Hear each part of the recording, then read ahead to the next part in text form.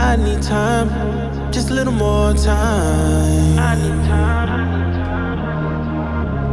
I need time, just a little more time. One more time, one more time.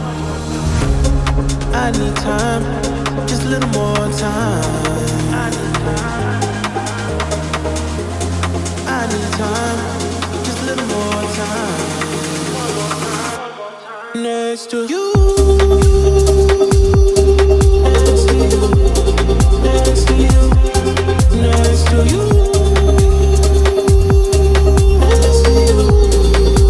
to you. Can I get up next to you? Up in the middle of the night texting you. Sky's looking clear for the night set for two. Gotta mix a Henny with the Sprite. Set the mood, set the mood, set the mood. Yeah, you're nice. You can have my heart, just name the price. Trying to get a grip, you became my vice. Need a piece of your love if you save the slice. Okay, should come around my way. I've been trying to make you bae. That's just something I should say. I'm like, okay, should come around my way. I've been trying to make you bae. That's just something I should say. And I'm like, I need time, just a little more time. I need time. I need time, just a little more time. One more time. Next to you. Next to you. Next to you.